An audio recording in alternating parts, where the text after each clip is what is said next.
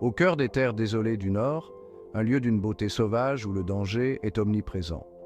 Ces terres, enveloppées de brume et de mystère, sont connues pour leur paysage à couper le souffle et leur atmosphère inquiétante.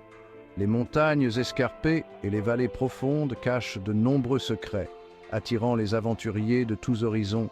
C'est ici que reposent les précieux cristaux de rosée yin à 9 yin, des gemmes d'une rareté inestimable.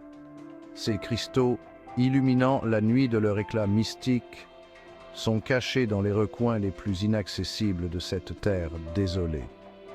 Convoités par les artistes martiaux pour leurs propriétés mystiques, ces cristaux sont réputés pour décupler les pouvoirs et offrir une force inégalée.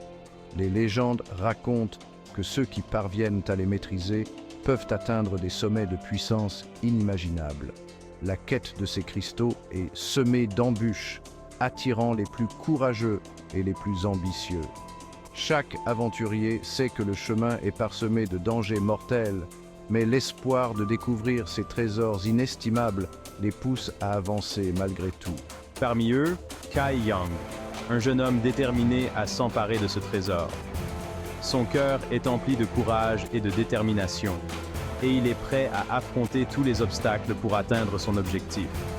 Son voyage l'a mené à travers des forêts menaçantes et des grottes obscures, où chaque ombre semble cacher un danger potentiel. Les arbres anciens et les rochers imposants forment un labyrinthe naturel difficile à traverser. Chaque pas le rapprochant de son but, il avance avec une détermination inébranlable. Les épreuves qu'il a déjà surmontées ne font que renforcer sa volonté de réussir. Mais le danger rôde partout, et je dois rester sur mes gardes. Les créatures sauvages et les pièges naturels ne sont que quelques-uns des périls qui l'attendent. Kai Yang sait que la moindre erreur pourrait lui coûter la vie, mais il est prêt à tout risquer pour obtenir les cristaux de rosée yin à 9 yin. Sentant une présence à proximité, Kai Yang avance avec prudence. Chaque pas est calculé, chaque mouvement mesuré. Il sait que la moindre erreur pourrait être fatale. Son instinct lui murmure que quelque chose ne tourne pas rond. Les ombres semblent plus sombres, les bruits plus inquiétants. La tension est palpable. Chaque bruissement de feuilles, chaque craquement de brindilles résonne comme un coup de tonnerre dans le silence pesant. Kai Yang sait qu'il n'est pas seul.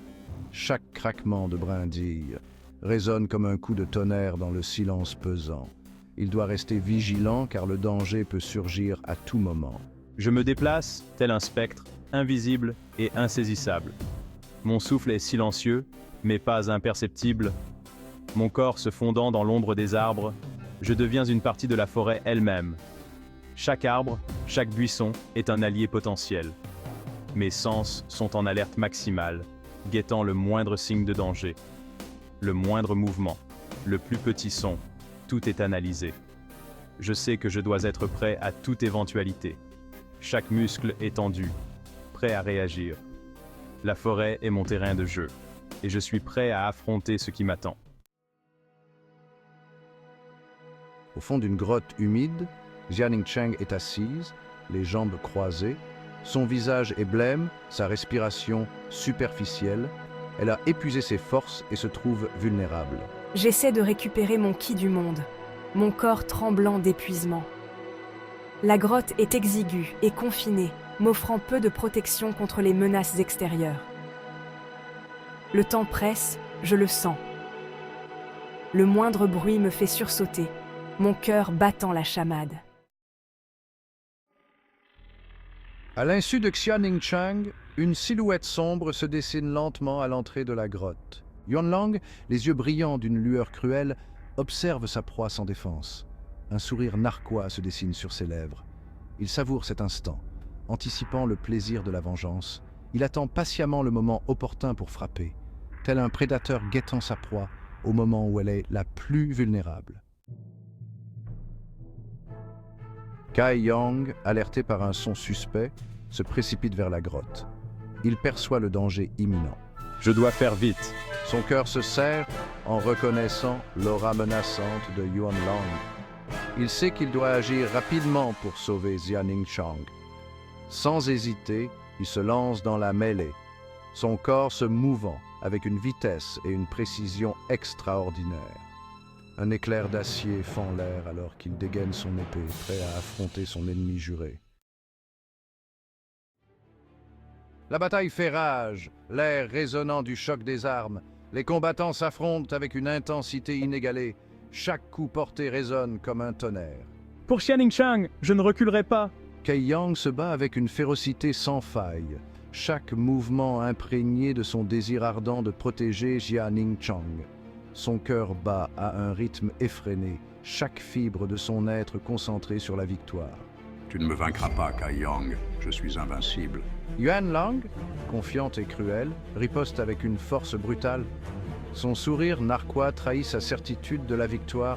Chaque attaque est calculée pour infliger le maximum de douleur. L'issue du combat est incertaine. Les spectateurs retiennent leur souffle, incapables de prédire qui l'emportera dans ce duel épique. Les deux adversaires sont à la limite de leur force, leur corps meurtri, mais leurs esprits déterminés. Chaque mouvement devient plus lent, chaque respiration plus laborieuse. Le destin de Jia Ningchang est en jeu.